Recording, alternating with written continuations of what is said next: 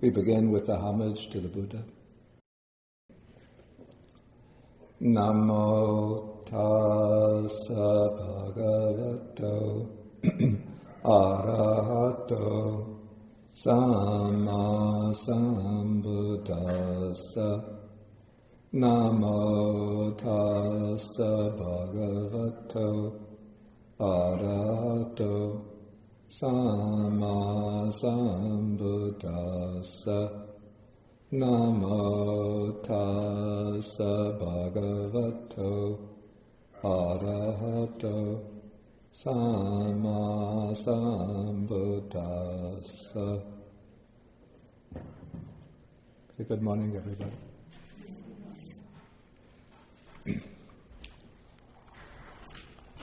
Okay, so today we continue now with the next sutta in our list. We're on our schedule. This is Sutta number 21. It's called the Simile of the saw, the Kakacupama Sutta. And the ending of the sutta is very well known and very often quoted when people are explaining about Buddhist practice of patience. And so as we'll see, that the main theme of this sutta is how to practice patience under difficult and trying conditions.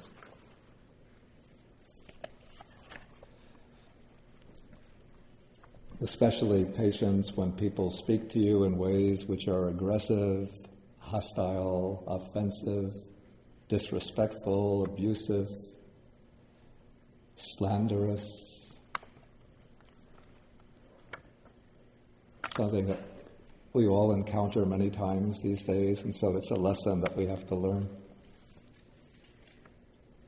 Okay, so the sutta begins with the particular situation that had developed in the Sangha.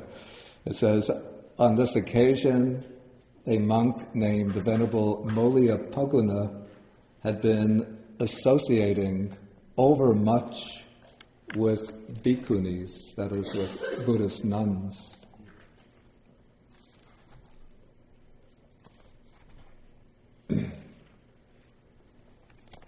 Okay, now it's a general principle that the Buddha allowed for the ordination of women as bhikkhunis, and so he had two divisions in the Sangha, the Bhikkhu Sangha, the community of monks, and the Bhikkhuni Sangha, the community of nuns.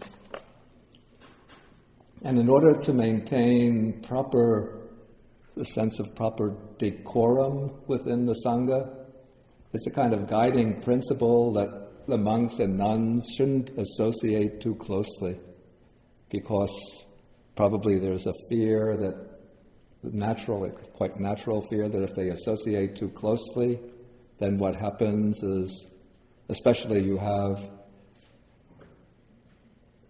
young men who are being ordained as monks. Maybe they become ordained as novices when they're 16, 17 years old. They get their full ordination. They could be 20, 21 years old. They get the full ordination. And so now they're in their 20s, and then you have women getting ordained again as novices. They could be 16, 17 years old, then getting the full ordination when they're 20, 21. And so they're young people in their 20s, early 30s. If they associate too closely, especially one associating closely with the other, then it's just natural that feelings of, let's say, personal affection develop between them. And when feelings of personal affection become strong, then it leads into romantic love. And when feelings of romantic love develop, then the Buddha's discourses on meditation, boring. Buddha's discourses on insight, wisdom, boring. Buddha's discourses on supreme liberation, boring. But the mind is thinking of only one thing. When the monk hears the name of others talking about such and such bhikkhuni, then he's interested. When the other bhikkhunis are talking about such and such a monk, then she's interested. So that's human nature. And so in order to keep the monks and nuns sort of continuing along the track of the celibate life, it's a kind of guiding principle that they should keep a certain distance from one another. But there's a certain amount of interaction which takes place, because in the Buddha's time, there were not printed texts of the Buddha's discourses. And so since the monks were living in close proximity to the Buddha, they would hear most of the Buddha's discourses, and they would then take on part of the responsibility of going to the quarters where the nuns are living and giving teachings to the nuns.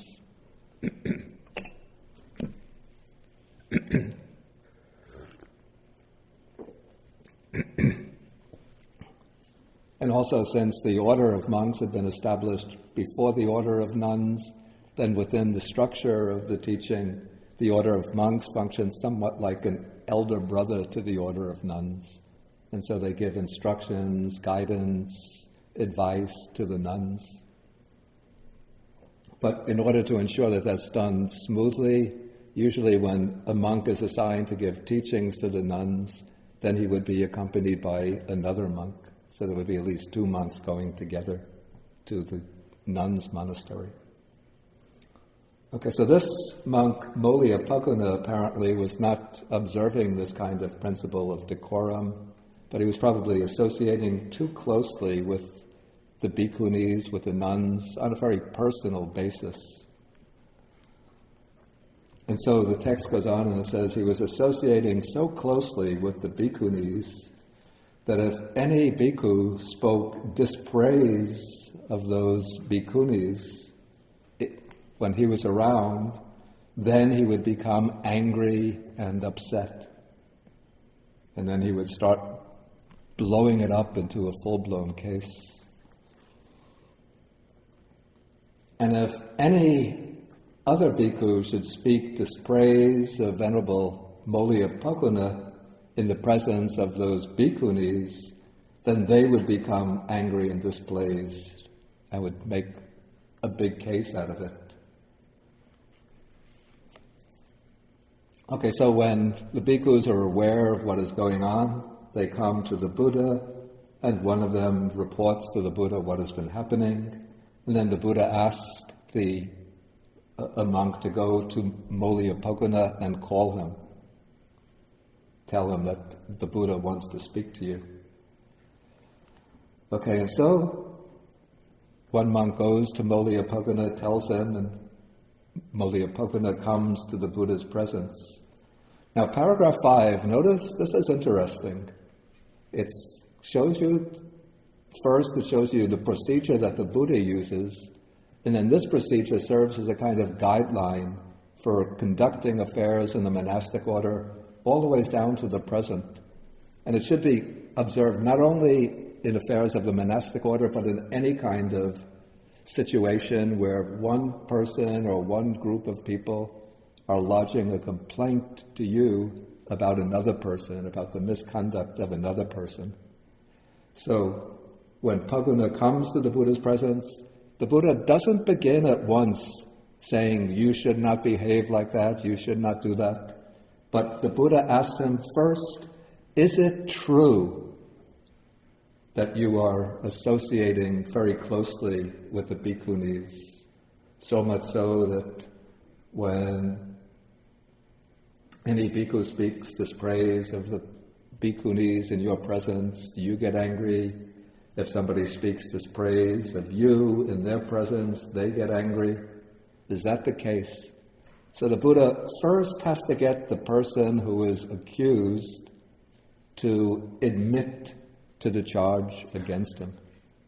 He doesn't just accept the charge on its face value as being true, but he wants the person to admit to the fault himself.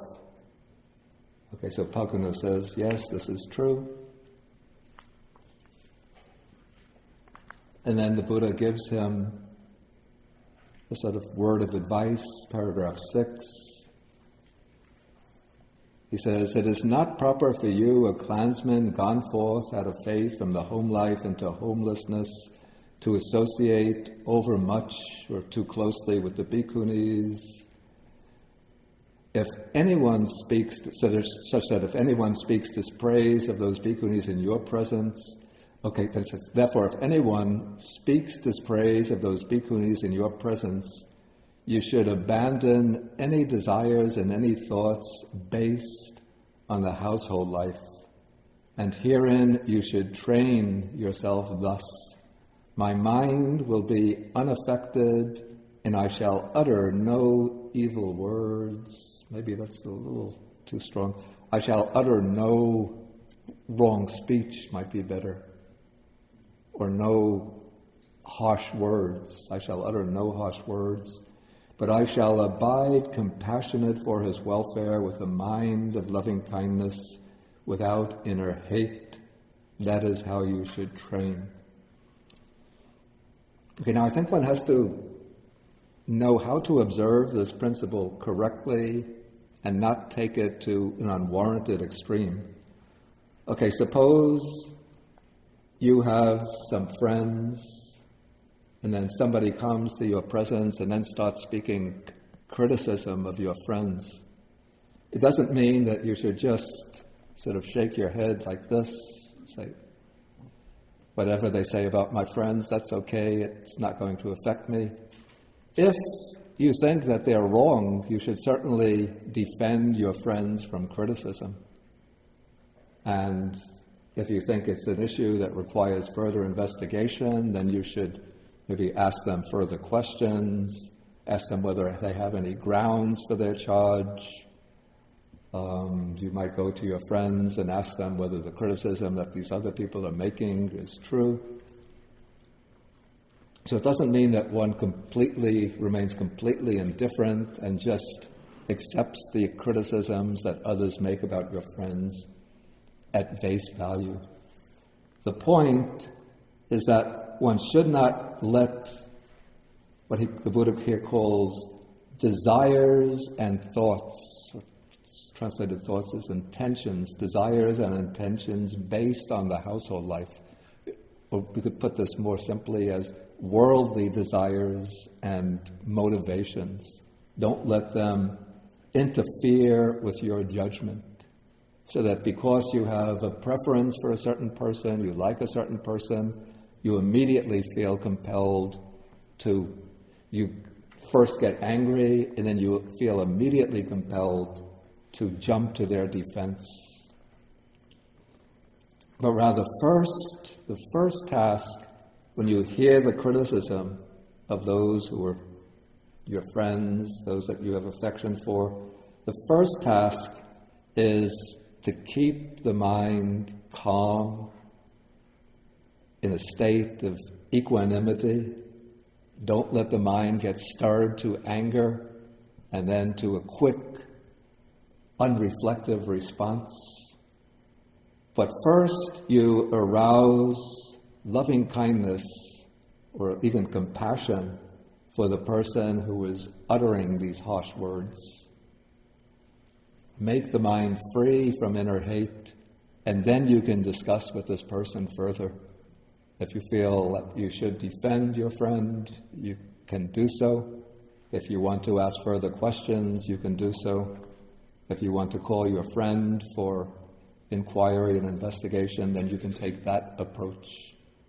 But don't immediately respond with anger and harshness towards the person.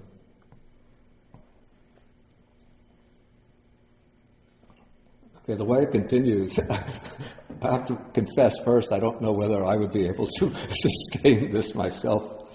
If anyone gives those bhikkhunis a blow with his hand, a blow with a clod of maybe a stone or a clod of earth, clay, or with a stick or with a knife in your presence, you should abandon any desires and any thoughts based on the household life and train yourself thus. My mind will be unaffected. Well, I have to say, if anybody was hitting whether fellow monks, fellow nuns, or innocent householders in my presence, with the hands, with a clod, with a stick, with a knife, I would rush to their defense. But I would try to do so with a calm mind, having compassion for the person who's attacking them. I don't think I would be able to just stand there and say, I will keep a mind of loving kindness towards him and let him do whatever he wants. Okay, so you train yourself thus, my mind will be unaffected. Okay, if anyone speaks dispraise in your presence, again you abandon any desires and thoughts based on the household life. Oh, I see, okay. If anyone speaks dispraise to you, criticizing you, then you should abandon any desires and motivations based on the household life. Then if anyone should give you a blow with the hand, with a clod, with a stick, with a knife, then you should abandon any desires and any thoughts based on the household life.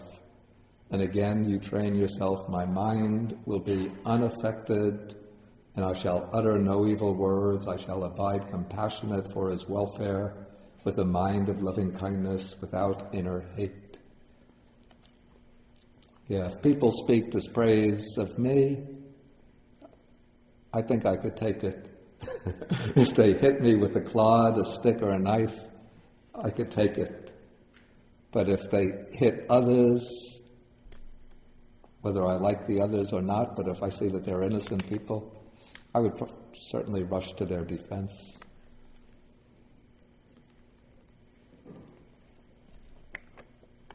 Okay, now the Buddha apparently changes the topic. It seems a little bit abrupt, the different track in which he leads the discourse. But the purpose is to show how in the past the monks were easy to train compared to the way they are now at the time the Buddha is speaking.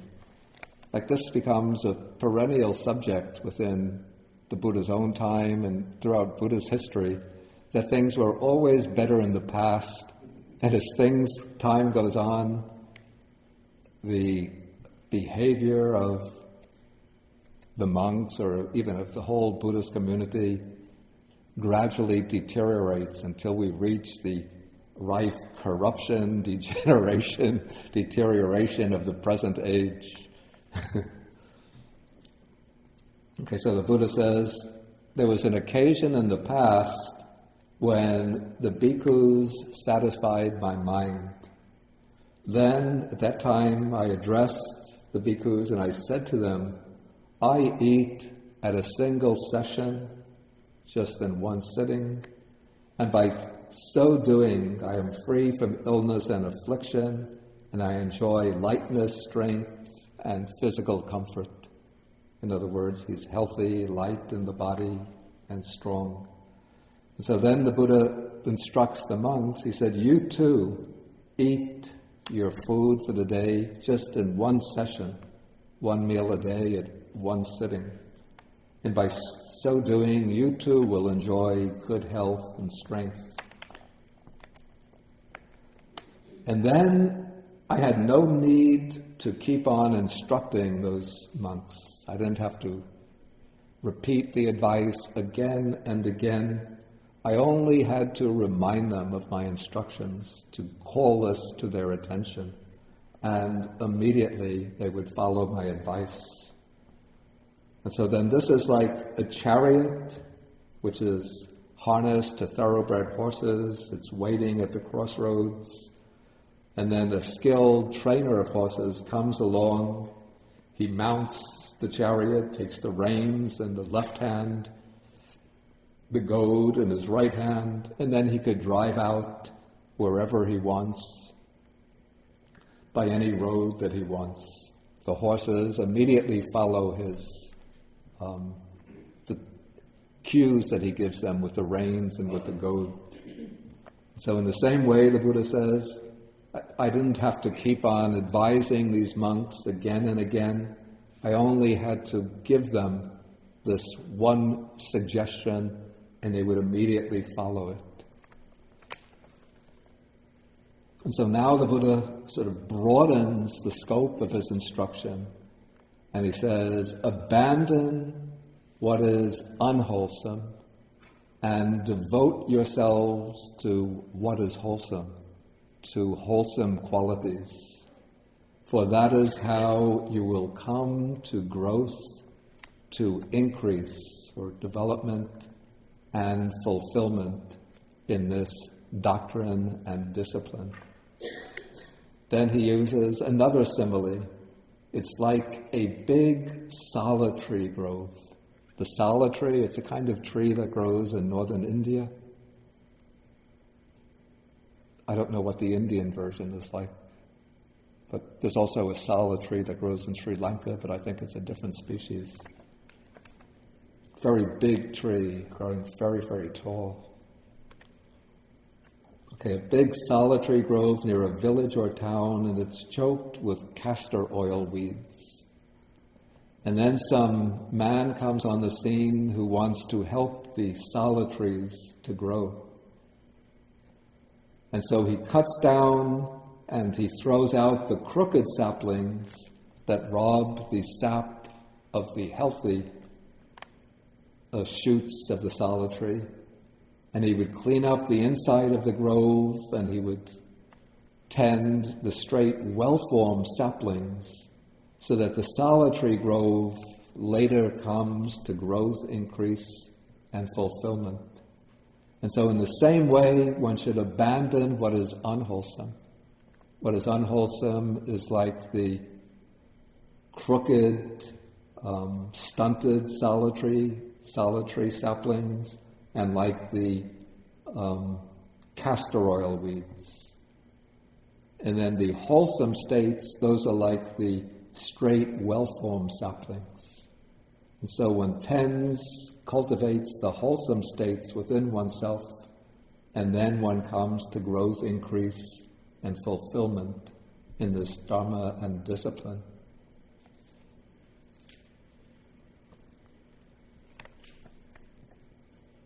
Okay, now the Buddha is going to bring the discourse back to the main theme with which he started, and that is controlling inner anger.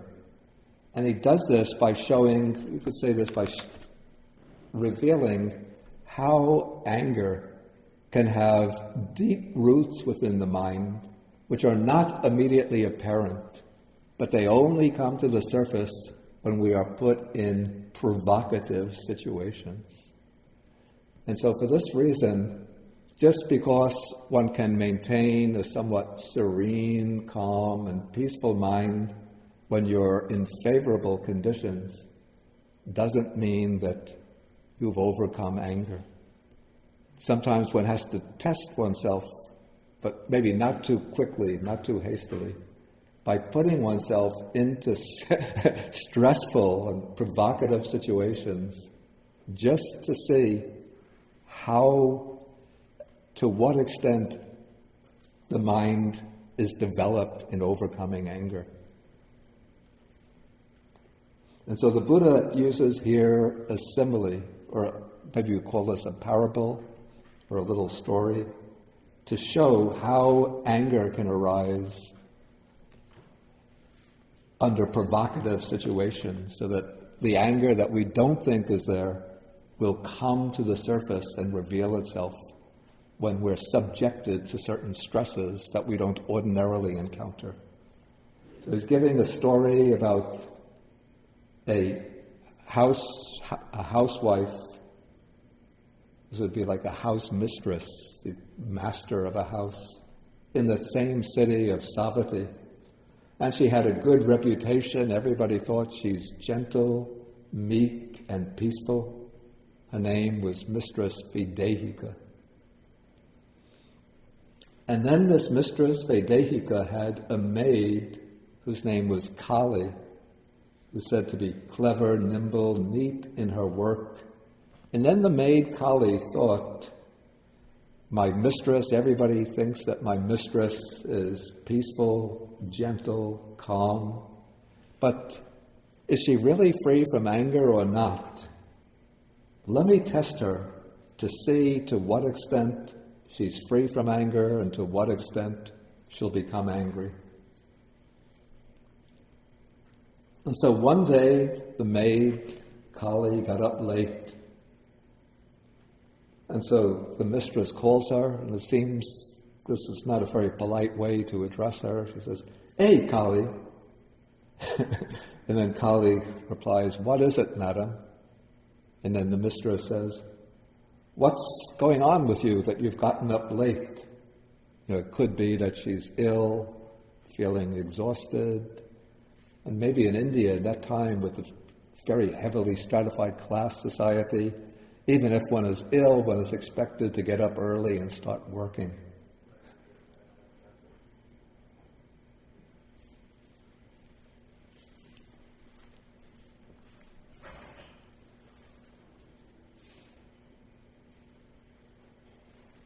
I heard somebody talking back.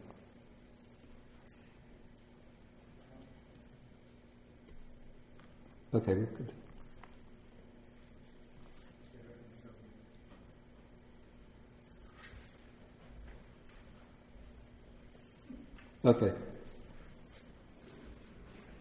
Okay, so this mistress Videhika asked Kali, "What is the matter that you got up so late?" And then Kali replies, "Nothing is the matter," which is kind of confrontational way of replying. So then the mistress says, "Nothing is the matter, you wicked girl, yet you get up so late." Then she became angry and displeased, and she scowled. Okay, so Kali is starting to realize that my mistress does have anger, even though she doesn't reveal it so easily. So now, the next day, she's going to test her mistress a little further. And so she gets up, the next day, she gets up still later in the day. Again, the exchange goes on. "Why are you getting up so late?" And the maid says, "No reason, nothing is the matter." And now, this time, the mistress, Kali, became so angry that she started to speak angry words and to scold her servant. Again, Kali is realizing that my mistress has even more anger. The third day, Kali got up still later, and then the mistress Videhika scolded her. And then when Kali replied, "Nothing is the matter," then the mistress Videhika took a rolling pin or some other big object and gave her a blow on the head and caused her head to become wounded and start to bleed. And so then the maid Kali, with the blood running from her cut head, ran through the neighborhood saying to the neighbors, "See, O ladies, this gentle lady's work. See the meek lady's work. See your peaceful lady's work. How can she get so angry that she gives me a blow in the head and causes me to be shedding blood?" And so when this happened, then everybody came to know the real nature of Mistress Videhika. Mistress Videhika is rough, she's violent, she's merciless. Okay, and so now the Buddha applies this example to the case of the monks. And this is a situation, I have to say, that I've seen many times in my life as a monk. Here at the beginning, some bhikkhu is extremely gentle, very meek, very peaceful, so long as disagreeable courses of speech, disagreeable words don't touch him.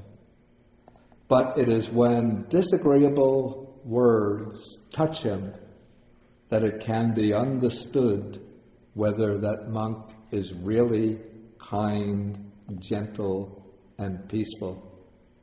I do not call a monk easy to admonish who is easy to admonish and makes himself easy to admonish only for the sake of getting robes, food, a resting place, and medicinal requisites. Why is that? Because that monk is not easy to admonish and so on when he gets no robes, alms food, resting place, and medicinal requisites.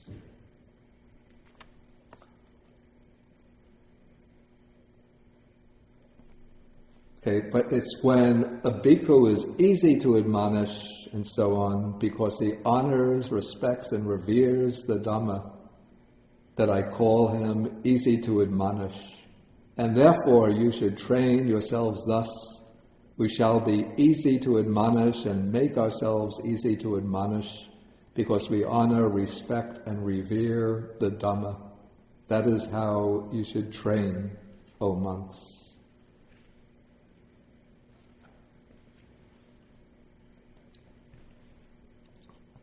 You know, what I've witnessed many times is that especially when I was in Sri Lanka, there come young Westerners who become ordained as monks, and when they're just very newly ordained, they seem very humble, very meek, very gentle, very polite, very respectful, but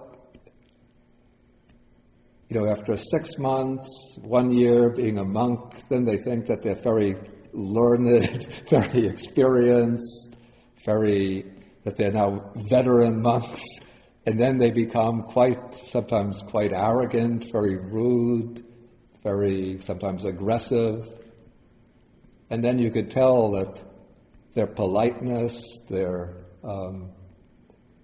gentleness, their meekness, I wouldn't say that it's done disingenuously with the aim of getting some kind of personal benefits for themselves.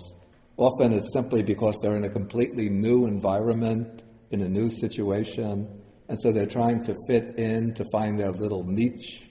And so being gentle, humble, polite, and respectful at the beginning is a way to earn the affection of others. But once they find their place, say within a monastery, then they can become sometimes even aggressive and rude to monks who have been ordained for 10, 15, 20 years. I remember one young German monk who was like that back in the early 1990s.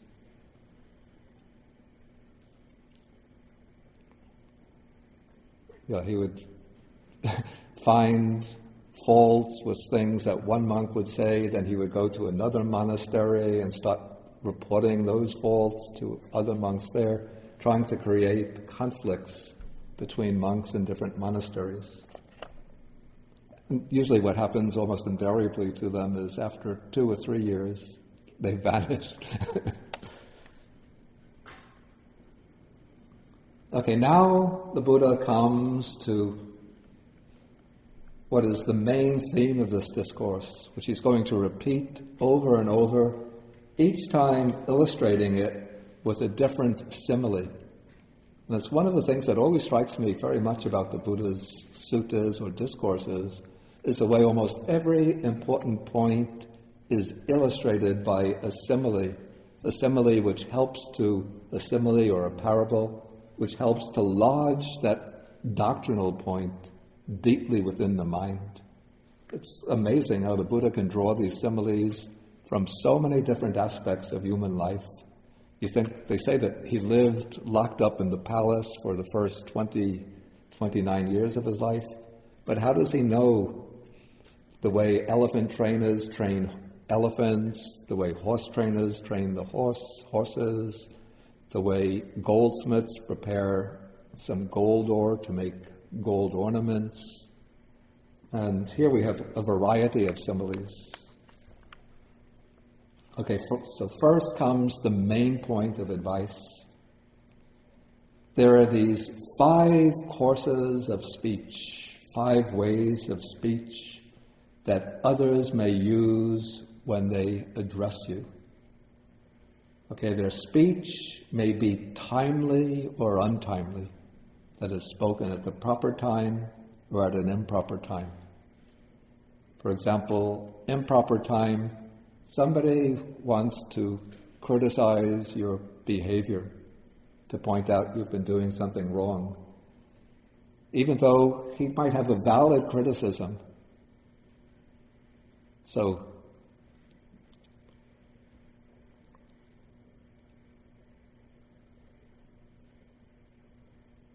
maybe you're sitting around with your friends, chatting at a table in the dining hall. Then he comes over, he sits down in the midst of your group, and then he said that, when you were in the shrine room and everybody else was bowing, you were just standing there yawning. Why were you doing that? And then it's not the proper time. If you want to criticize the person, you wait till you can find that person alone and speak to them privately, where you don't embarrass them in front of the group. Okay, so their speech might be timely or untimely. It might be true or untrue. They might be criticizing you for something which is true, which you've rarely done, or for something which is false, something that they've just heard about by hearsay. And so what you do, if somebody tells you that so-and-so has been doing something wrong, and you want to speak to that other person about their wrong deed, then you don't call that person to your presence and then start to reproach them for what you've heard from the third person. But you follow the way that the Buddha used when he called Moliyapaguna to him. You call the person and you ask that person whether you have done such and such. It could be that the person is not willing to admit that he's done something wrong.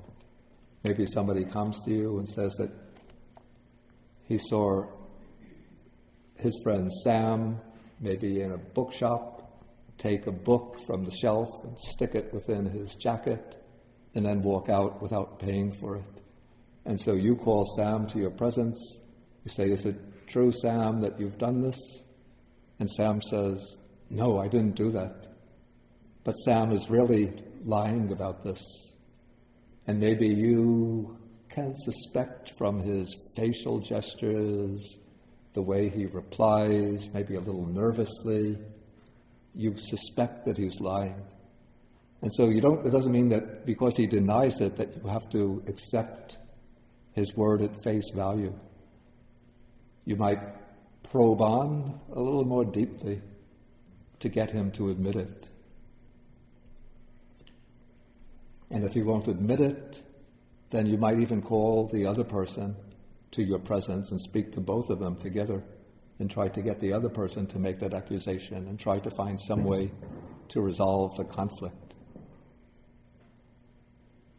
And sometimes even something that one has either seen oneself or inferred can be misleading or mistaken. I recall something that happened to me in Sri Lanka some years ago. This would be, I think, 1995. I used to have, I don't have it anymore since I'm not living there, but in the place where I was living in Sri Lanka, I had a shortwave radio, which I would listen to in the evening to get the BBC World Service News. Okay, and there was this young boy from the village. From time to time, he used to come to the monastery just to see the monks. A little boy from a poor family.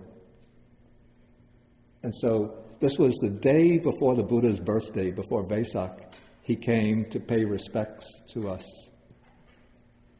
Okay, then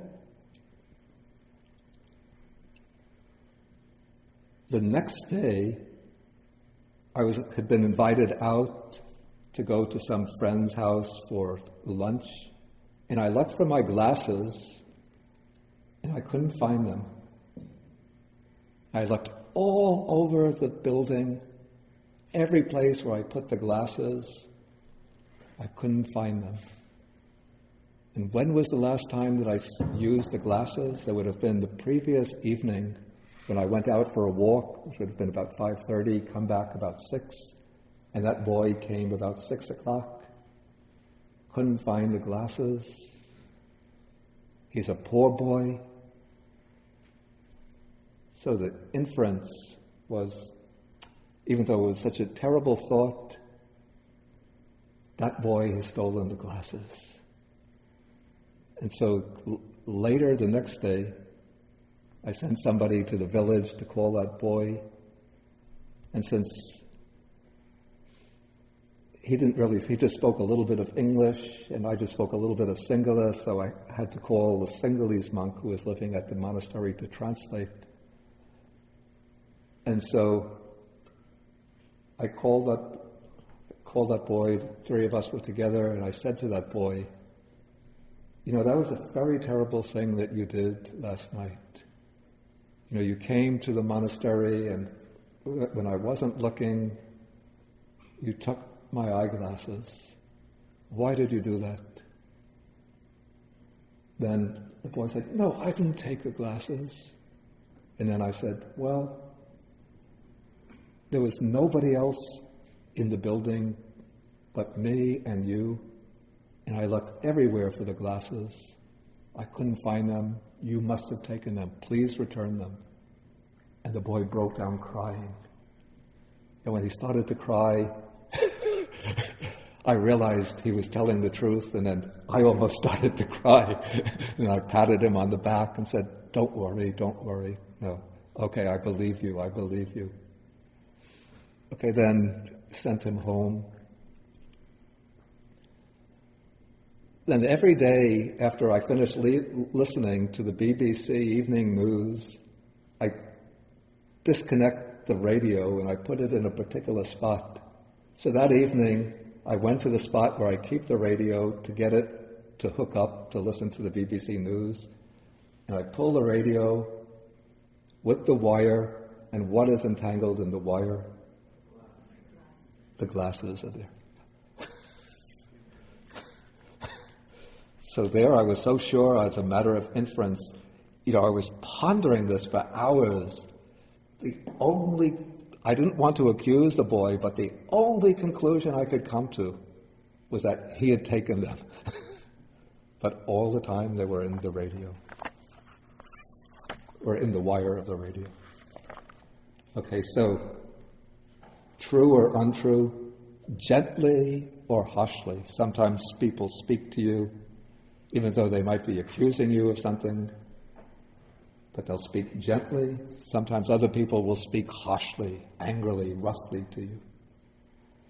Sometimes they'll speak connected with good, in other words, with the intention of benefiting you, or with the intention of harm, intending to harm you. And sometimes they'll speak with a mind of loving kindness, sometimes with inner hate. Okay, so the Buddha then says,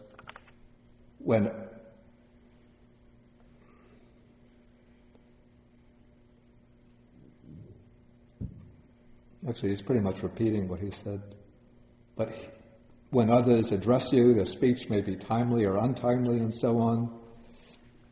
Their speech may be spoken with a mind of loving kindness or with inner hate. But here is the point: you should train yourself thus. Our minds will remain unaffected, unshaken, and we will utter no harsh words as a rejoinder. We shall abide compassionate towards them, with a mind of loving kindness, without inner hate. Okay, so that is the way one sets up one's mind. And now the Buddha explains how one uses this situation as an opportunity for developing loving kindness towards that person, and then spreading out from that person, one extends the loving kindness throughout the whole world. Okay, so we shall dwell pervading that person with a mind imbued with loving kindness, and starting with that person, we shall pervade the entire world with a mind of loving kindness, abundant, exalted, immeasurable, without hostility and without ill will. So that is how one should train. So first, one takes the person who is speaking to you roughly, harshly, falsely, with the intention of harming you, with inner hate, whatever. And one directs loving kindness towards that person. May that person be well, may that person be happy. One could think about the bad consequences that person is creating for himself because of accusing me wrongly with bad intentions, because of his anger, because of his harmful intentions. This person is creating the seeds of unwholesome karma that will bring suffering for them in the future. Or I know this person speaks to others like this, and so this person is creating many enemies. Few people like this person.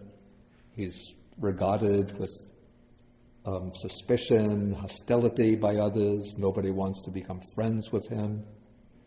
And this person is just creating a lot of trouble for himself. So in this way, one develops loving kindness and compassion towards that person, wishing for them to be well, to be happy, to be free from suffering. Then one extends that loving kindness. Once one can develop or direct the loving kindness towards this person, then one spreads out the loving kindness till it embraces everybody in the world. All those, one might start with all those who are the victims of calumny, just like yourself. All those being attacked verbally, all those being slandered, all those being dominated and attacked verbally by others. And so one develops loving kindness, compassion towards them. Then one can develop loving kindness and compassion to all of the victims of harsh speech. And then from there one could just extend loving kindness and compassion towards everybody in the world. Okay, now to illustrate how the quality of mind that one has to develop, this mind which cannot be shaken, cannot be moved, cannot be budged from the attitude of loving kindness and compassion, the Buddha gives the simile of a man who comes along with a hoe and a basket, and he says, or he thinks to himself, I am going to make this great earth to be without earth. That is, using the shovel, he's going to, by shoveling up the ground, he's going to remove all of the soil from the earth. And so he would start digging in one place or another, strewing the soil here and there, spitting here and there, urinating here and there, thinking, may the earth be without earth, or may the earth be without any soil, may the earth be without any soil. And so the Buddha says, he asked the monks, what do you think? Could this man remove all of the soil from the great earth? And then the monks say, no, Bhante. Why is that? Because the earth is deep and immeasurable. It's not easy. In other words, it's impossible to make the great earth be without earth. Eventually, this man would only become tired, weary, disappointed from all of his useless efforts. And so the Buddha, he doesn't apply the simile point by point, but he just repeats the same thing and says, in the same way, you should develop this mind which remains unaffected, and then you extend loving kindness to everyone in the world. But the point is, That just as this man, by digging the soil, can't remove the soil from the earth, so when you're devoted to the practice of loving kindness, when somebody speaks to you with harsh, angry words, with false accusations, intending to harm you, speaking with anger and hate within, he can't remove that loving kindness and compassion from the mind. Can't cause the mind to turn around and become angry, vengeful, vindictive, and bitter. But you always maintain that mind of loving kindness, compassion, and equanimity towards this person. Okay, the next simile, paragraph 14. Here a man comes with a palette of paints of different color, crimson, turmeric, it's a kind of mustard color, indigo, or carmine. Indigo is a kind of blue, dark blue. Carmine, and he says, I'm going to draw pictures and make pictures appear on empty space. He doesn't have a canvas, doesn't have any paper, doesn't have a mural, a wall, but he just takes his palette of paints and sees a nice scene, nice landscape, and starts painting away on empty space. So what do you think, O monks? Could that man draw pictures and make pictures appear on empty space? And the monks say, no, Bhante. Why is that? Because empty space is formless and non-manifestive. That is, it doesn't manifest anything. It isn't easy to draw pictures or make pictures appear on empty space. Actually, it's impossible to make pictures appear on empty space. Unless one has maybe some kind of siddhis, supernormal powers. So eventually the man would reap only weariness and disappointment. So the man trying to paint pictures in empty space, this would be like the man, the person who comes along and tries to provoke you to anger with false accusations, with harsh speech, with angry words, with the intention of harming you. And so your mind should be like empty space. Even though the harsh words are directed at your mind, but your mind doesn't display any outbursts, inner outbursts of anger or hatred, and no outward outbursts of angry and harsh words.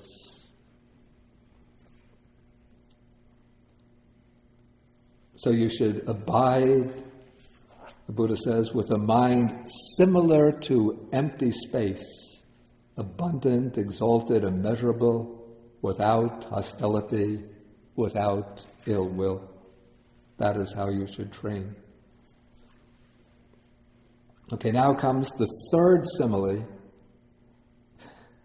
And this is, a man comes along with a blazing grass torch and says, I shall heat up and burn away the river Ganges with this blazing grass torch. What do you think? Can that man heat up and burn away the river Ganges with the blazing grass torch? And the monks say, no, Bhante. Why is that? Because the river Ganges is deep and immense. It isn't easy, in fact it's impossible, to heat it up or burn it away with a blazing grass torch. Eventually the man would reap only weariness and disappointment. So it was with the river Ganges in the Buddha's day. Nowadays with the river Ganges around Calcutta, the mouth of the river Ganges, I'm not so sure. if one comes along with a blazing torch and puts that torch to the river Ganges by Calcutta, certainly it won't make the river Ganges disappear, but it could well make the river Ganges blaze up into a massive ball of flame. And not only the river Ganges, I saw on a news report a couple of weeks ago, you know this practice called fracking? It's a practice by which natural gas companies try to extract natural gas from the earth by pumping the earth with certain types of organic gases at very, very high density. So it will cause the earth, places in the earth where the natural gas is stored, to break apart, and then the natural gas will become accessible, and then they could drain out the natural gas and direct it through pipes into, what do they call this? Tanks where they store it. And so what happens is, what they do is to go into even communities where they know that the natural gases can be found on the ground, and they practice this fracking. And as a result, this fracking, the high density organic gases that they pump into the ground can seep through the ground to the supply, to the water supply, to reservoirs, to lakes, to streams, and enter into that water supply so that it comes through the drinking water that supplies that community. And so in the news report that I saw, a man was illustrating to the reporter how their water supply had been infected by these high-density organic gases, organic substances. He turned on the tap, and the water came running out of the tap, and then after it came running for about 1 minute, he took a cigarette lighter, lit the cigarette lighter, and put it to the tap water, and then the tap water burst into flame. And this is going on in many places in this country now. Okay, but anyway, during the Buddha's day, water was still water. And so with the blazing grass torch, it wouldn't have been easy to burn it up and make it blaze and burn away. And so then the Buddha applies the simile and says, in the same way, when others speak to you with harsh, angry words, false accusations, intending to harm you, you should dwell, pervading that person with a mind of loving kindness, then spread the loving kindness throughout the world.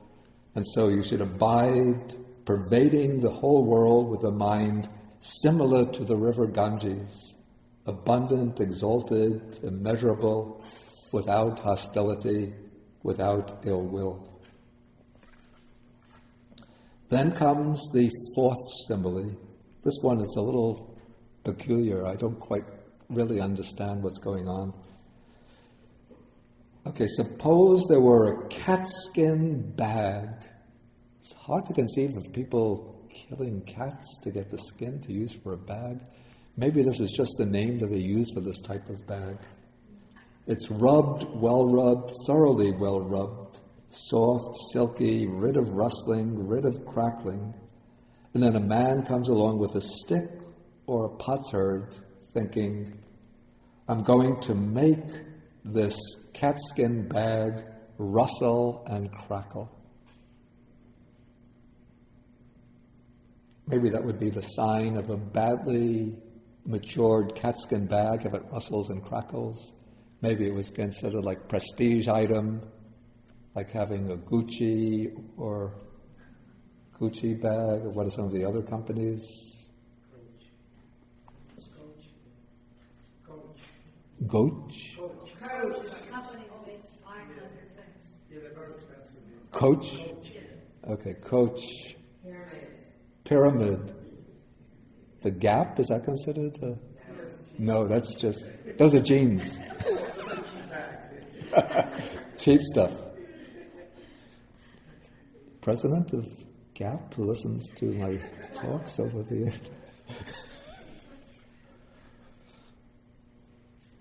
Actually, GAP is known for child labor. Oh, yeah. They manufacture in my country, so I can... Oh, that's so. It's on the notice. Yeah.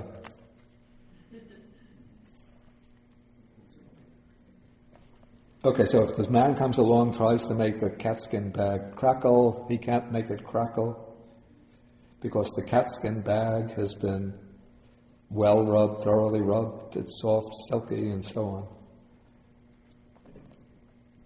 And so the man will only reap weariness and disappointment. And so then the Buddha brings out the point, in the same way, if others address you in timely or untimely ways, true or falsely, gently or harshly, connected with good or with harm, spoken with a mind of loving kindness or with inner hate, again you should train yourselves. Our minds will remain unaffected, and so on, without inner hate. And then you should develop this all-pervasive mind of loving kindness, similar to a catskin bag. Abundant, exalted, immeasurable, without hostility, without ill will. And then comes the example that gives the title to the discourse, and this is the sort of high point of patience, tolerance, imperturbability, and the development of loving kindness. Even if bandits were to sever you savagely, limb by limb, with a two-handled saw, that's the saw has a handle on either end, so they take you, tie you up from between two trees, and then they take the saw and they start sawing away your limbs one by one. One who gave rise to a mind of hate towards them would not be carrying out or fulfilling my teaching. But even in that situation, you should train yourselves thus. Our minds will remain unaffected, and we shall utter no evil words. We shall abide compassionate for their welfare, with a mind of loving kindness, without inner hate. We shall abide pervading them with a mind imbued with loving kindness, and starting with them, we shall dwell pervading the whole world with a mind imbued with loving kindness, abundant, exalted, immeasurable, without hostility and without ill will. That is how you should train, O monks. Does anybody think they could fulfill that? Somebody starts sawing you one limb after another. Can you keep without any anger, without any ill will? What I think is important is he's saying this is how you should train, not you should be able to do that. Right? Wonderful point. Wonderful point. That's a way, that's a kind of ideal that one should aspire to. It doesn't mean that we're all at that state already. I know I'm not at that state.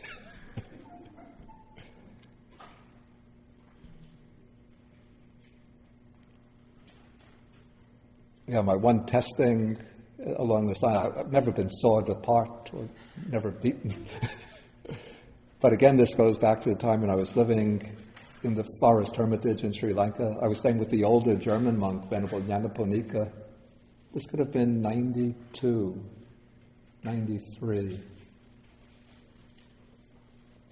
And he, because he was at that time in his 90s, he was already 91, 92, and his hearing was weak. And so somebody from America had brought for him a device that looked something like this, with earphones that one plugs in, and earphones, and then one gives this device, this part, to the person who's speaking to him, and they will speak into this, and he could hear easily. rather than he found it inconvenient to use the hearing aid because it always has to be subtly adjusted. But with this kind of device, the other person is responsible for the controls. The old monk, Nyanaponika, he just has to put the headphones on. And so we used to leave it on the table in the front room when he wasn't using it. And so one day, when he was resting in his room, some young boys came into the forest, and they knocked on the door, and they said, I opened the door, and they said, "We've been walking through the forest, we're thirsty, can we have some water to drink?" So I said, "Okay, wait a moment, I'll get some water for you." So I went back into the kitchen to get a cup of water for the boys. I came walking back into the front room. The boys were gone. Then immediately my eyes went to the table, and the hearing aid was gone, that hearing device. And I realized that once they thought it was a radio, a kind of transistor radio, and they took it to keep it or to sell it. And immediately I became very angry. But not because it was my device. Maybe if it was my device, I would have taken it with equanimity. But because it was my teacher's device, did I say advice? Not because it was my device, but it was my teacher's device.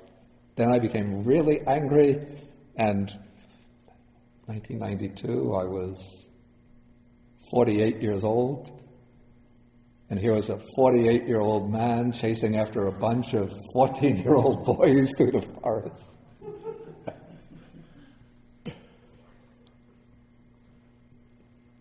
They eluded me. But eventually we got them. I think I went to the police station, reported it to the police, and somehow the police tracked them down. I don't remember how. But we got it back. And I went to the police station. I saw those boys. When I saw them, I wasn't angry with them, but I gave them some advice that they shouldn't do this and to steal things from monks. Especially, I asked them, "What is your religion?" They said, "We're Buddhist." To steal things from monks or a monastery, very dangerous. Do you realize what kind of karma you're creating?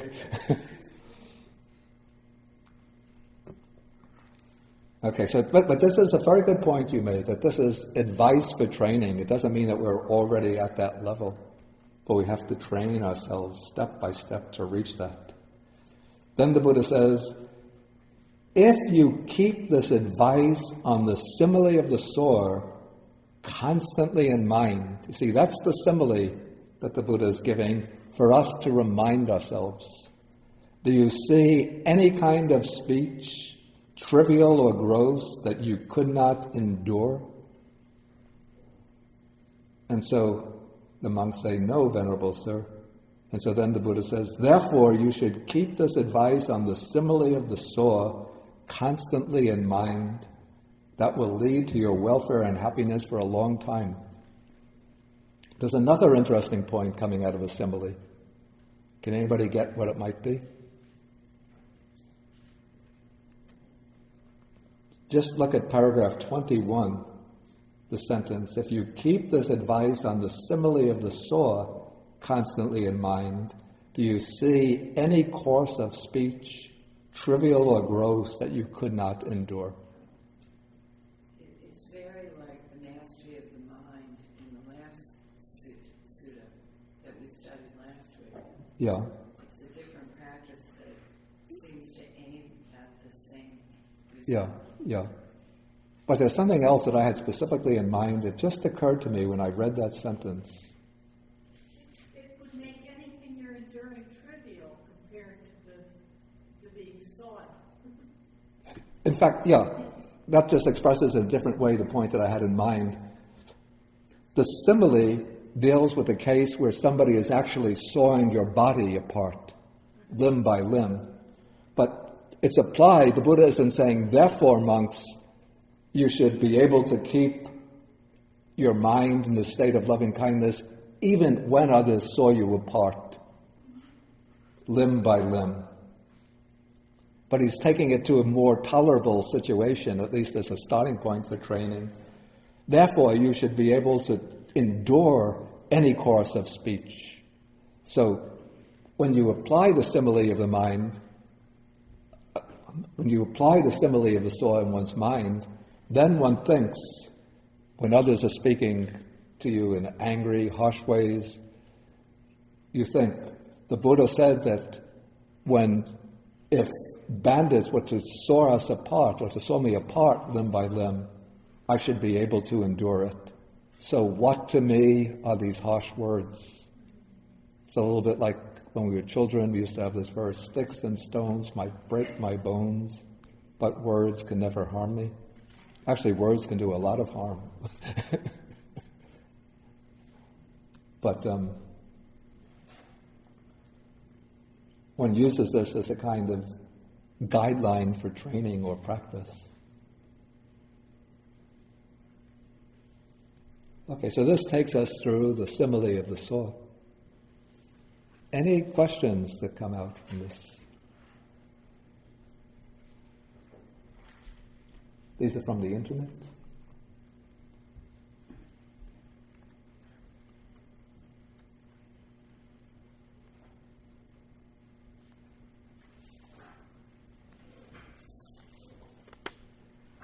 Okay, one question.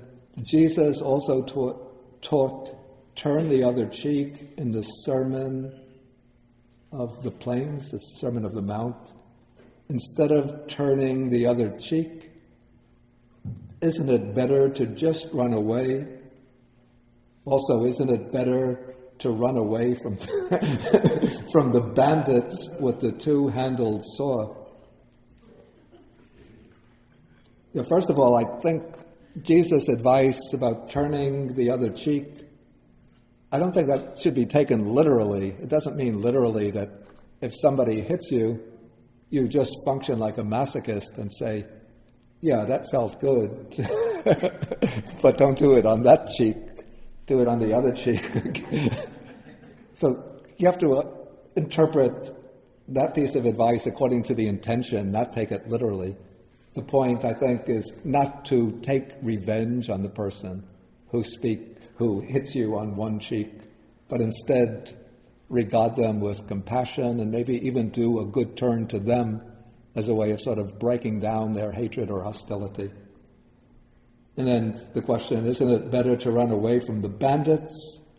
Of course, it's better to run away from them, but I think the simile is presupposing that as you were running away, you slipped on a little track of muddy ground, and the bandits have caught you and tied you up, and they're cutting you to pieces, and so you can't get away from them. Okay, the other question is just a matter of translation. I won't say the whole question, I'll just give the answer. Yes, the two phrases in the Majjhima Nikāya and in the Sanguttara Sutta are the same in Pali. It's just being translated in different ways. Do you have a question? Two questions, and appreciate your comments on either or both. Okay.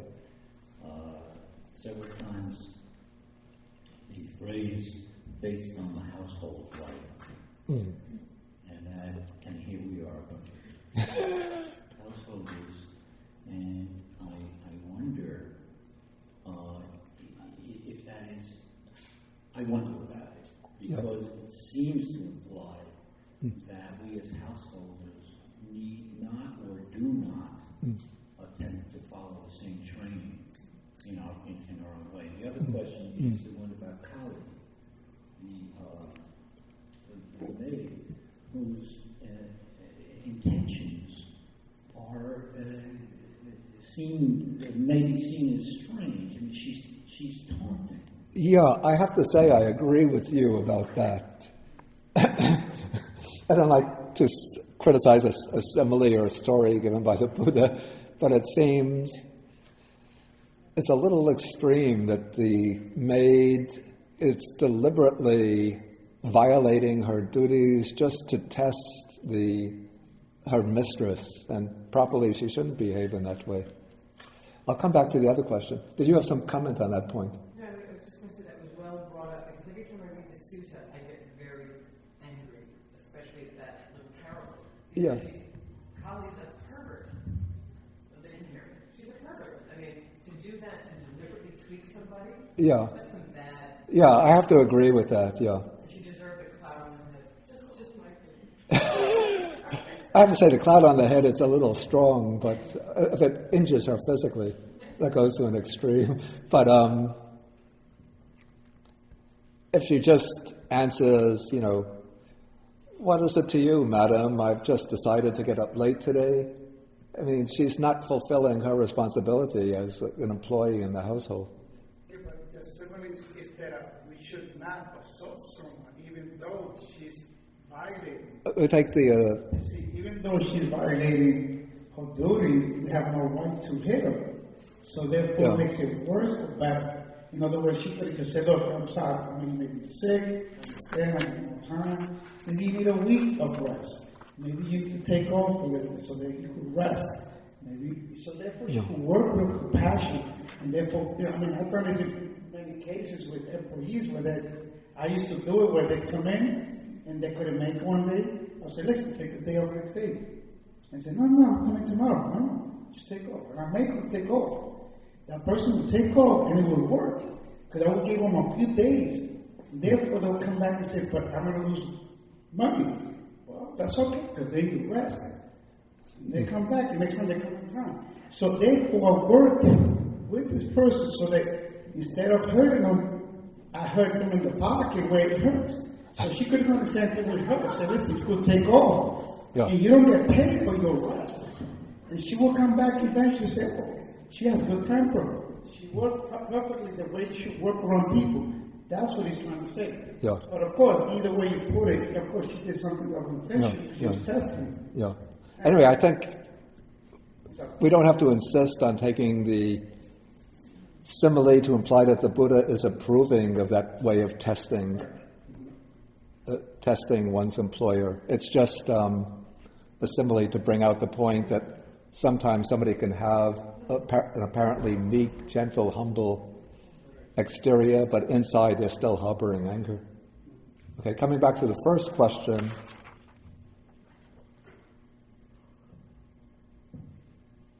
I have to say, within, the context of household life, again, like if one is training according to the Buddha's teaching, one should be training, not to get angry, say, if somebody speaks badly about one's wife, one's husband, one's children. Ideally, one shouldn't get angry, but naturally one feels a certain degree of worldly affection for them. So certainly one should come to their defense, unless one agrees with the criticism. But it seems to be just an expression that was used, and more might translate it, gehan nisitang.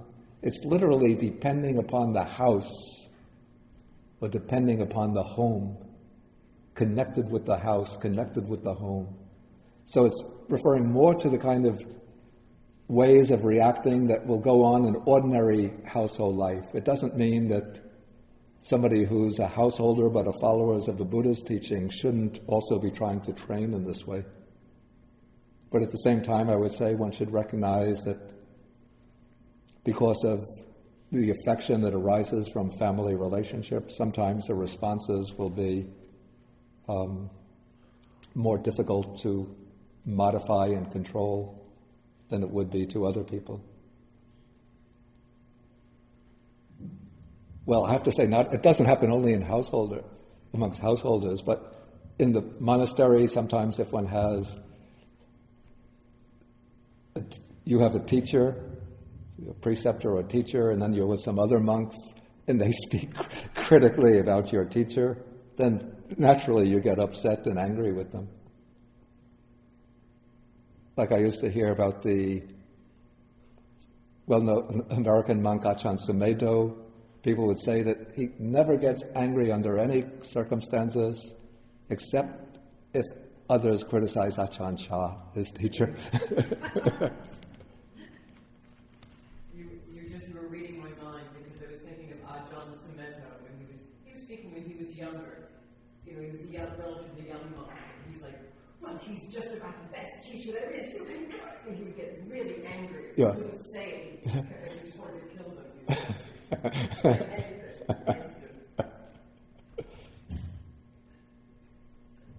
I do have, I think it's interesting, the other similes. The Buddha says that the other person will reap just weariness and disappointment. Yeah, yeah. In a certain way, this is a very effective defense. Yeah, That yeah. I find as a householder and in watching international affairs, as a wife and mother, if I don't get angry when I'm provoked, if my child is very anxious, my husband gets very anxious, Yeah. they will try to goad me into an argument. But if I do not get angry, Your husband I'm was sort of like a martial arts master, and either the argument will dissipate, or something will change. But I have to keep grounded, keep stable, and not let them make me lose my balance. And I noticed, like when I watched the news, like when Vice President Biden was in Israel and was surprised with this terrible news, I could see how angry he was, and what a struggle it was for him to maintain his dignity. Yeah. But when I read this, we're letting the other person, the opponent, reap weariness and disappointment. It's also a very effective way of defending yourself. Yeah. In fact,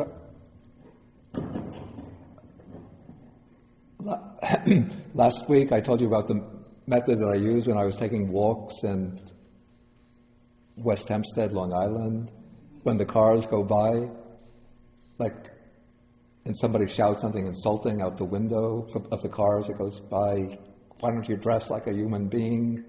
Why don't you put on some slacks and a shirt? What are you, a freak or something? If I look up, then they win. But if I just keep on focusing on my feet, continue to look down, then they reap weariness and frustration, in a sense. Okay, I think we'll have to end now the discussion now, but we'll continue after lunch. We'll come back for a little while. So if you have other points you want to discuss, then please return after lunch. Next week is the 20th. I won't have the class next week. The 27th, what I've decided to do, there'll be a retreat going on, and I want to enter that retreat, but the morning of the 27th, I'll hold the class. Otherwise, because 2 weeks after that, I won't be able to have the class. Then it would be too long a gap. So the 27th, I'll hold the class, but because the Kuan Yin Hall will be used for the retreat, we'll have the class in the Wu Ru Library. The library, just as you're coming into the monastery. So please remember to go to the library next week. I'm sorry, March 27th. The 27th. And when the reminder goes out, I'll have Kaiti mention that in the reminder.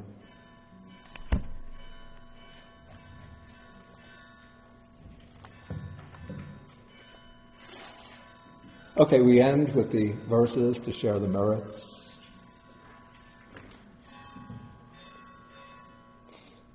Yeah, I found one thing that makes me angry.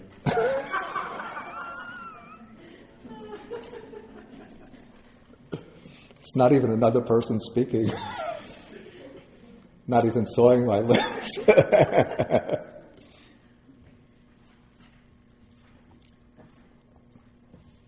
Akasata Chabumata Deva Naga Mehetika Punyantang Anumoditva Chirang Rakantu Sasanang Akasata Chabumata Deva Naga Mahidika Punyantang Anumoditva Chirang Rakantu Desanang Akasata Chabumata Deva Naga Mahidika Punyantang Anumoditva Chirang Rakantu Mangtarang Etavatacha Hehi Sampadang Punya Sampadang Sabbe Devanumodantu Sabba Sampati Siddhya Sabbe Bhutanumodantu Sabba Sampati Siddhya Sabbe Satanumodantu Sabba Sampati Siddhya Pavagupadhaya Vichihitato Etantere Satakayupapanna Rupya Rupicha Sanya Sanyino Dukkha pamuchantu pusantu nibbutting.